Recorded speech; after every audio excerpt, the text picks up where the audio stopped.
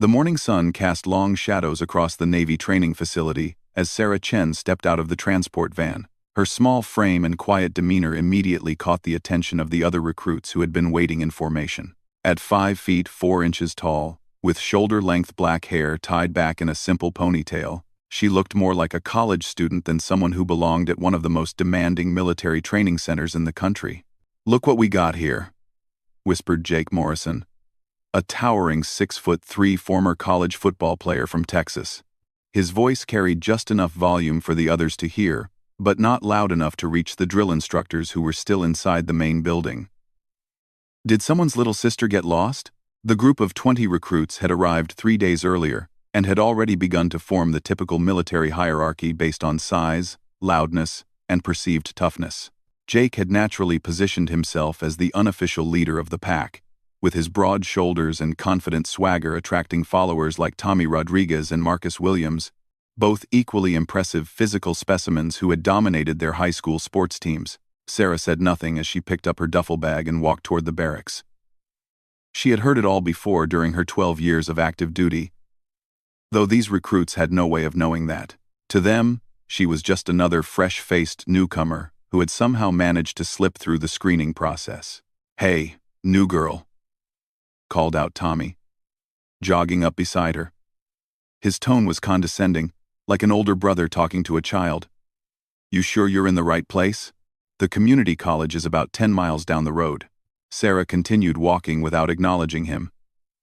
She had learned long ago that responding to such comments only encouraged more of the same behavior. Her silence seemed to frustrate Tommy, who was used to getting reactions from people when he tried to intimidate them. "She's probably one of those diversity hires," Marcus chimed in, loud enough for everyone to hear. "You know how they lower the standards these days just to make the numbers look good." The comment drew snickers from several other recruits, including a few who had been quietly observing the interaction. Sarah's jaw tightened slightly, but she maintained her composure as she reached the entrance to the women's barracks. She had dealt with far worse situations than a group of arrogant recruits who thought physical size automatically translated to military capability.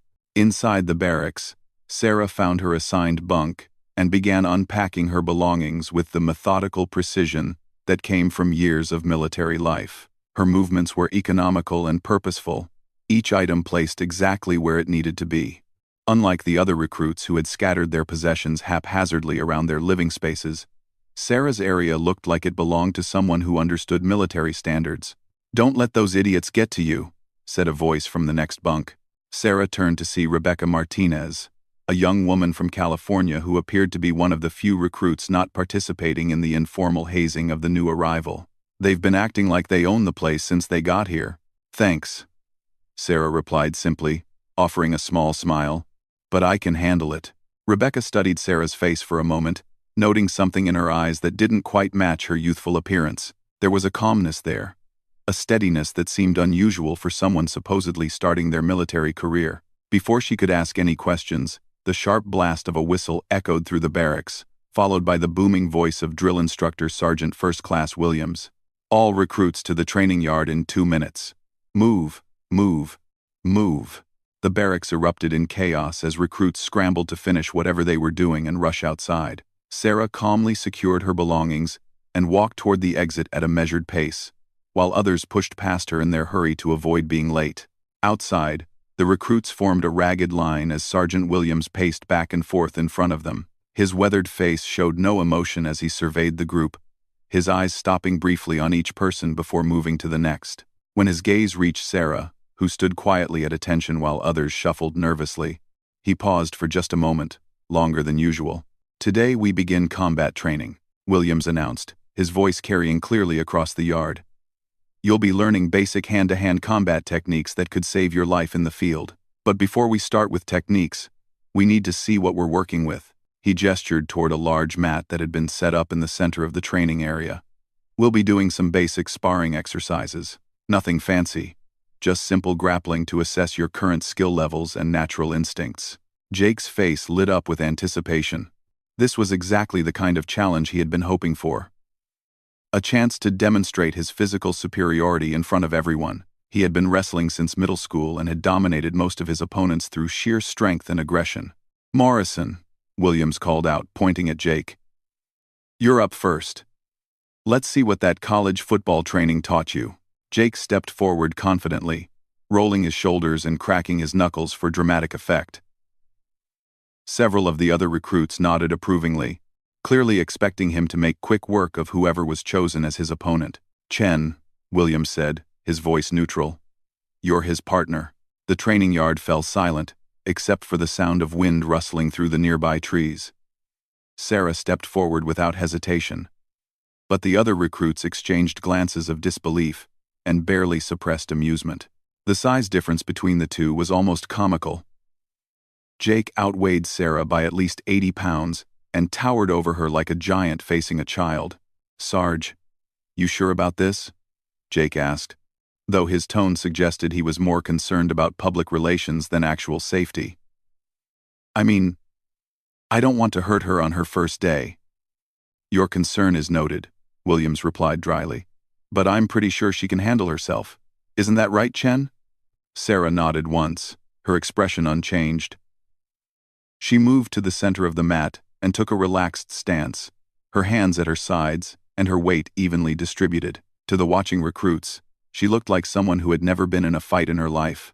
Jake joined her on the mat, dropping into an aggressive wrestling stance that he had perfected during his years of competitive sports. His muscles tensed as he prepared to end the match quickly with a decisive takedown that would establish his dominance over the group. "Standard rules," Williams announced. "First person to pin their opponent for 3 seconds wins. Keep it clean, and stop when I tell you to stop." The other recruits pressed closer to get a better view of what they expected to be a completely one-sided contest. Tommy and Marcus were already grinning in anticipation of their friend's easy victory, while some of the others looked uncomfortable about watching what appeared to be sanctioned bullying. "Begin," Williams shouted. Jake lunged forward immediately, using his superior reach and weight to try for a quick takedown. His strategy was simple and direct. Overwhelm his smaller opponent with raw power before she had time to react or escape. But Sarah wasn't there when he arrived. She had moved to her left with fluid grace, causing Jake's charge to miss completely and sending him stumbling past her toward the edge of the mat. The watching recruits gasped in surprise, but Jake quickly recovered and spun around to face her again, his face red with embarrassment. "Lucky dodge," he muttered, more to himself than to her. He approached more carefully this time, using his wrestling training to set up a proper takedown attempt. He feinted to the right, then shot low toward Sarah's legs, confident that his technique and strength would compensate for his earlier mistake. Sarah waited until he was fully committed to the move, then stepped slightly to the side and used his own momentum against him. Her hands moved with practiced precision, one catching his wrist while the other found a pressure point on his shoulder. In a single smooth motion, she redirected his energy and sent him rolling across the mat. Jake hit the ground hard and bounced once before coming to rest on his back, completely winded and staring up at the sky in confusion. The entire sequence had taken less than 3 seconds, and most of the watching recruits weren't even sure what they had just witnessed. "What the hell?" Tommy whispered to Marcus. "Did you see what she just did?" Sarah stood calmly in the center of the mat, waiting to see if Jake would continue. Her breathing was steady, and her stance relaxed, as if the brief encounter had required no effort whatsoever. She looked down at her opponent with neither satisfaction nor pity, simply waiting for his next move. Jake rolled over and pushed himself to his feet, shaking his head to clear it. His pride was hurt more than his body, and he was determined not to be embarrassed again in front of everyone. This time he would be more careful, more strategic in his approach. "Okay, I underestimated you," he admitted, trying to save face. "But now I know what I'm dealing with." He circled around her cautiously, looking for an opening while trying to figure out exactly how she had managed to throw him so easily. Sarah remained in the center of the mat, turning slowly to keep him in sight but making no aggressive moves of her own. The tension in the training yard was palpable as everyone watched the standoff develop. This was no longer the quick demonstration they had expected to see. Something unusual was happening, though most of them couldn't quite put their finger on what it was. Jake decided to try a different approach. Instead of rushing in, he would use his wrestling skills to grapple with her and wear her down with his superior strength. Once he got his hands on her and controlled the pace of the fight, her speed and agility wouldn't matter anymore. He moved in slowly, hands outstretched to grab her arms or shoulders. Sarah allowed him to get close, watching his movements with the same calm attention she might give to studying a textbook. When he reached for her, she was ready. Sarah's response was unlike anything Jake had ever encountered in his wrestling career. The moment his hands made contact with her arms, she seemed to melt away from his grip, while simultaneously moving closer to him. Her left hand captured his wrist in a hold that felt like a steel trap, while her right hand found a nerve cluster near his elbow that sent shooting pain up his arm. Before Jake could react to the pain, Sarah pivoted on her left foot and used his own forward momentum to throw him over her hip. The technique was executed with such perfect timing and leverage that Jake's greater size actually worked against him, adding power to the throw that sent him crashing to the mat with enough force to knock the wind from his lungs. This time he stayed down longer, gasping for breath and trying to understand how someone half his size had just manhandled him twice in a row. The confident swagger he had displayed moments earlier was completely gone, replaced by confusion and a growing sense of unease. The watching recruits stood in stunned silence. What they had just witnessed defied everything they thought they knew about physical confrontations. Size and strength were supposed to matter in fights, but this small woman was making their unofficial leader look like a complete amateur. "Get up, Morrison," Sergeant Williams called out, his voice betraying no emotion. "You've got about 30 seconds left to figure this out." Jake struggled to his feet, his face now pale beneath his earlier flush of exertion. He looked around at the other recruits, seeing his own confusion reflected in their expressions. None of them had ever seen anything like this before, and he was beginning to realize that he was completely out of his depth. "Who are you?" he asked Sarah directly, abandoning any pretense of this being a normal sparring match between recruits. Sarah tilted her head slightly, as if considering whether to answer.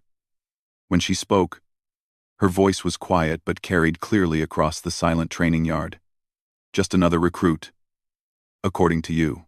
The response sent a chill through the watching group. There was something in her tone that suggested depths they had never suspected, layers of experience and capability that contradicted everything about her appearance and supposed status as a newcomer. Jake made one final attempt to salvage his pride and position within the group. He abandoned all technique and simply rushed at Sarah with everything he had, hoping that raw aggression and desperation might succeed where skill had failed. Sarah sidestepped his charge with minimal effort, then did something that made several of the watching recruits gasp out loud. Instead of throwing him or using his momentum against him, she simply placed her palm against his chest as he rushed past and gave a gentle push. The result was devastating. Jake's forward motion was instantly stopped and reversed, sending him stumbling backward across the mat until he lost his balance and sat down hard on the ground. The push had looked effortless, like someone redirecting a child who was running too fast. But the effect demonstrated a level of control and understanding of body mechanics that none of them had ever seen before. "Time," Sergeant Williams called out, though it was clear the match had been over long before his announcement. Jake sat on the mat for a moment longer, staring up at Sarah with something approaching awe. In less than 40 seconds, she had completely dismantled his self-image and everything he thought he knew about fighting. He had been handled so easily that it was almost insulting, except that her technique had been so superior that he couldn't even feel angry about it. "Good work, Chen," Williams said, his tone still neutral, but with perhaps the slightest hint of approval. Textbook demonstration of using an opponent's size and aggression against them. Sarah bowed slightly to Jake, a gesture of respect that somehow made his defeat even more complete. She then walked off the mat and rejoined the group of recruits, who parted before her like she was carrying some kind of invisible force field. "Holy shit!" Tommy whispered to Marcus, forgetting that they were supposed to maintain military bearing in front of the drill instructor. "Did you see what she just did to him?" Marcus nodded slowly, his earlier cockiness replaced by genuine concern. If Sarah could handle Jake that easily, what would happen if any of them had to face her? The casual dismissiveness they had shown her earlier now seemed not just inappropriate but potentially dangerous. Rebecca Martinez found herself studying Sarah with new eyes. The calm confidence she had noticed earlier now made perfect sense. This wasn't someone who was new to military life or physical confrontation. This was someone with serious training and experience, though how much and what kind remained a mystery. "All right, people," Sergeant Williams announced, calling everyone back to attention. "What you just witnessed is what proper technique looks like when it's applied correctly. Size and strength are valuable assets, but they mean nothing without skill and training." He gestured toward Sarah, who stood quietly among the other recruits, as if nothing unusual had happened. Chen just demonstrated several fundamental principles of hand-to-hand combat. She used leverage instead of strength, timing instead of speed, and technique instead of aggression. Most importantly, she remained calm and controlled throughout the entire encounter. The lesson was lost on Jake, who was still sitting on the mat trying to process what had happened to him. The other recruits, however, were beginning to understand that they had seriously misjudged their newest member. "Morrison," Williams called out, "get off the mat and pay attention. You might actually learn something useful." Jake slowly climbed to his feet and rejoined the group, avoiding eye contact with Sarah and the others. His earlier confidence had been completely shattered, replaced by embarrassment and a growing realization that his assumptions about military life had been completely wrong. "Now," Williams continued, "we're going to practice some basic techniques. I want everyone to partner up and work on the moves Chen just demonstrated. Take your time and focus on proper form rather than power." The recruits began pairing off, but there was a noticeable reluctance to approach Sarah.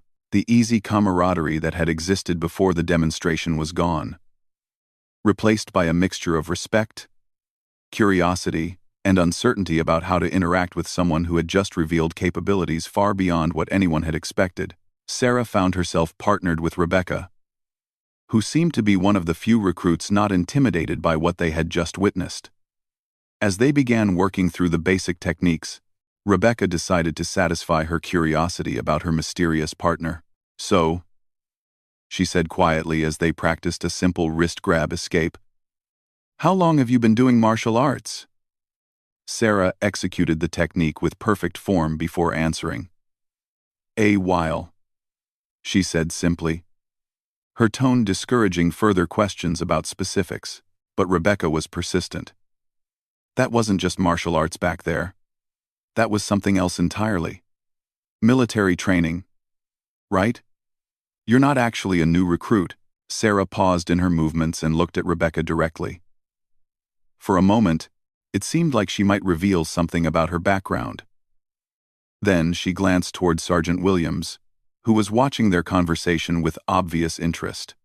"I'm here for the same reason everyone else is," Sarah said carefully, "to learn and to serve."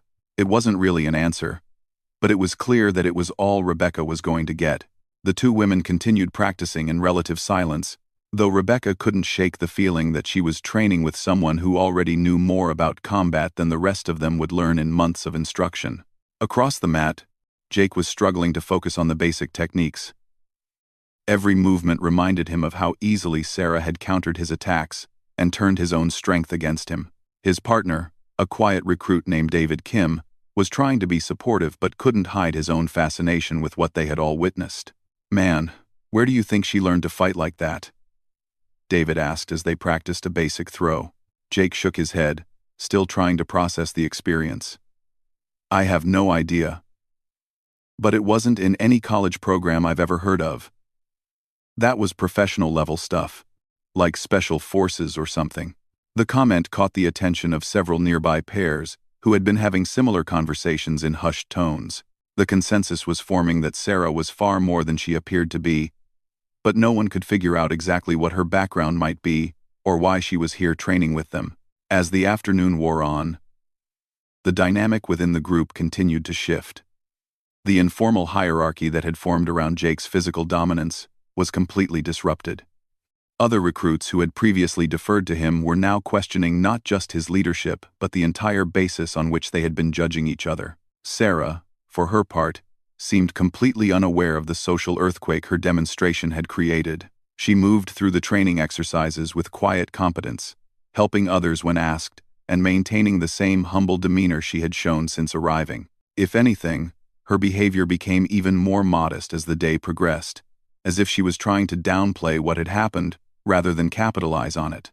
But the damage to the group's previous assumptions had been done. By the time Sergeant Williams called an end to the training session, everyone understood that they had seriously misjudged at least one member of their group.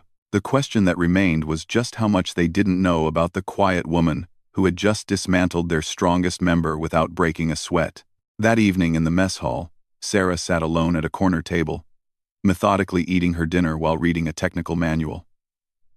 The other recruits kept stealing glances at her, their curiosity having grown throughout the afternoon as rumors and speculation spread about her background.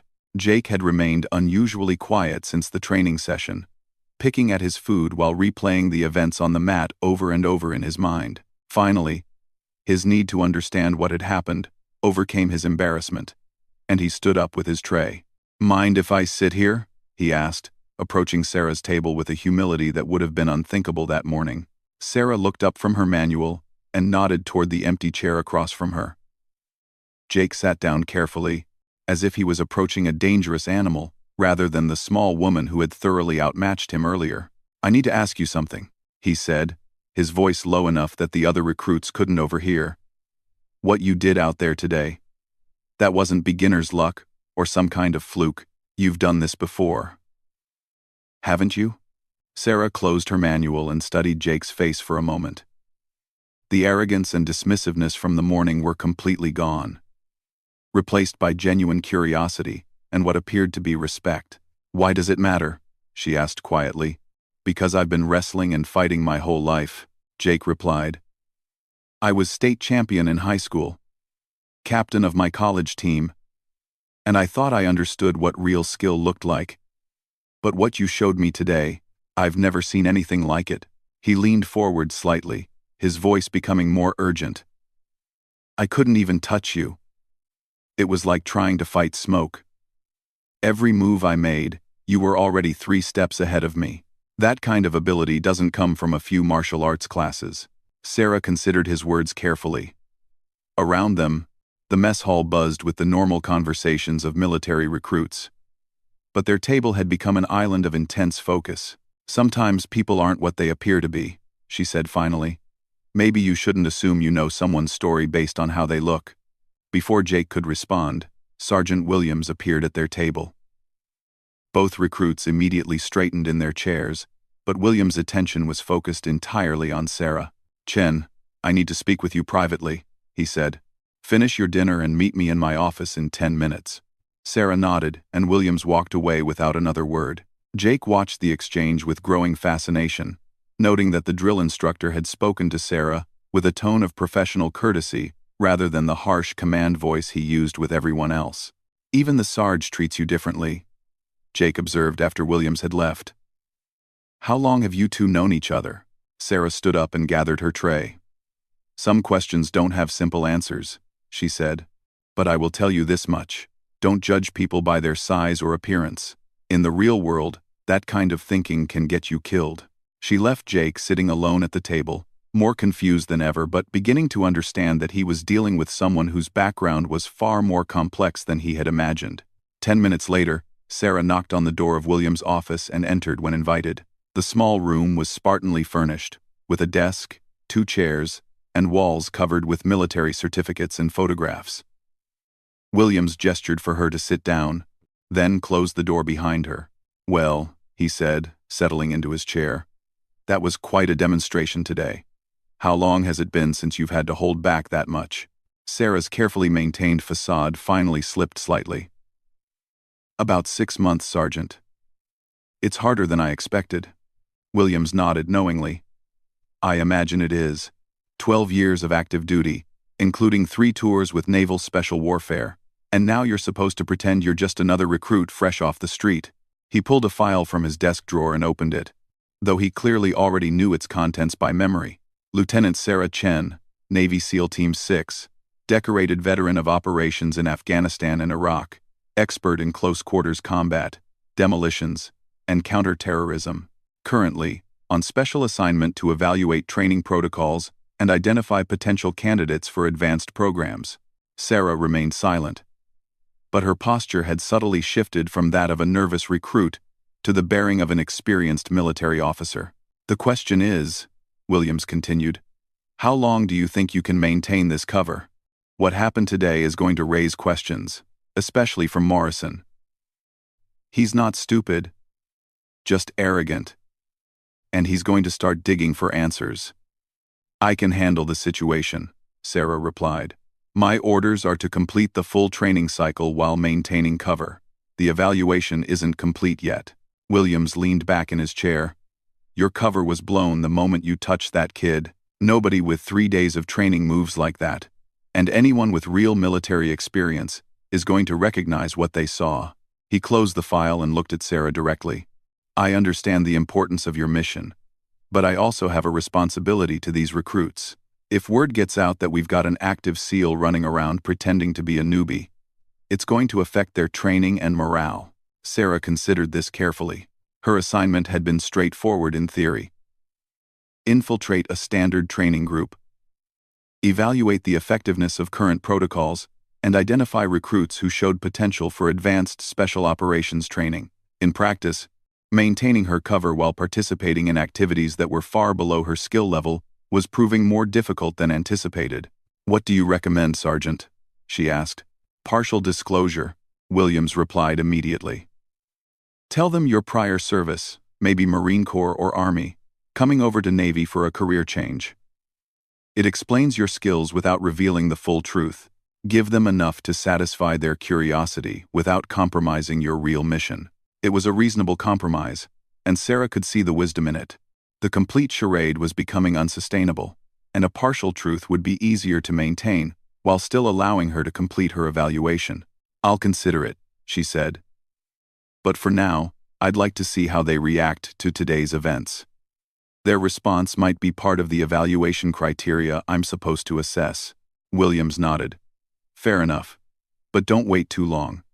Morrison's got friends, and they're going to start asking questions you might not be prepared to answer convincingly. Sarah left the office with much to think about. Her mission was important. The Navy needed to know if current training methods were producing recruits capable of handling modern threats, and whether there were individuals who could be fast-tracked into special operations programs. But maintaining her cover was becoming increasingly difficult as her instincts and training kept asserting themselves in situations that called for much less sophisticated responses. When she returned to the barracks, she found Rebecca waiting by her bunk with an expression of determination that suggested she had been building up courage for a confrontation. We need to talk, Rebecca said quietly, glancing around to make sure they weren't being overheard by the other recruits. Sarah sat down on her bunk and waited for Rebecca to continue. She had been expecting this conversation since the afternoon training session. I've been thinking about what happened today, Rebecca began, and I've been watching you since you got here. The way you move, the way you carry yourself, even the way you organize your gear. It's all wrong for someone who's supposed to be new to military life. She sat down on her own bunk, facing Sarah directly. My father was a Marine for 20 years, and my brother is currently deployed with the Army Rangers. I know what military bearing looks like. And you have it in spades. Nobody develops that kind of presence in basic training. Sarah listened without interrupting, impressed despite herself by Rebecca's observational skills and reasoning ability. This was exactly the kind of analytical thinking that would make someone a good candidate for special operations work. So here's what I think, Rebecca continued. You're either prior service from another branch, or you're some kind of instructor or evaluator who's here undercover. Either way, you're not what you're pretending to be. And I think the others deserve to know that. It was a direct challenge, delivered with the kind of moral conviction that Sarah respected, even as it complicated her mission. Rebecca was right that the other recruits deserved honesty, but she was wrong about Sarah's options for providing it. You're very observant, Sarah said carefully. And you're right that I'm not exactly what I appear to be. But before you decide what the others deserve to know, maybe you should consider that there might be good reasons for the situation being what it is. Rebecca frowned. What kind of reasons? The kind that I can't discuss with recruits, Sarah replied. Some things in military life are classified or restricted for reasons that aren't always obvious to the people involved. It was as close to the truth as Sarah could come without violating her orders, and she hoped it would be enough to satisfy Rebecca's curiosity without forcing her to either lie outright or reveal information that could compromise her mission. Rebecca studied Sarah's face for a long moment, clearly weighing her options. Finally, she nodded slowly. Okay. I can accept that there are things I don't need to know. But I'm going to be watching, and if I think you're doing something that could hurt the other recruits, I'm going to speak up. I wouldn't expect anything less, Sarah replied honestly. And for what it's worth, I respect your loyalty to the group. That's exactly the kind of attitude the Navy needs in its people. I am dot. I am dot count. I am dot count talk. I am doc talk. I am dot count talk. I am doc talk. I am doc talk. I am doc talk. The conversation ended with an uneasy truce, but Sarah knew that her time operating under complete cover was limited. Rebecca's suspicions were well-founded, and others would likely reach similar conclusions if she continued to display abilities that were inconsistent with her supposed background. As she prepared for sleep that night, Sarah reflected on the unexpected complexities of her assignment. She had expected the physical aspects of basic training to be trivially easy, and the social dynamics to be straightforward to navigate. Instead, she found herself genuinely impressed by several of the recruits, particularly Rebecca's analytical skills and Jake's willingness to reassess his assumptions when confronted with new information. Perhaps most importantly, she was beginning to understand that her evaluation of the training program would need to account for factors she hadn't initially considered. The recruits weren't just learning military skills and protocols. They were learning to work together, to challenge their preconceptions, and to adapt when their understanding of a situation proved inadequate. These were exactly the qualities that would make them valuable in special operations, and Sarah realized that her mission might be more successful than anyone had anticipated. The question was whether she could complete her evaluation without completely compromising her cover, or whether the growing suspicions of recruits like Rebecca and Jake would force her to reveal more about herself than her orders allowed.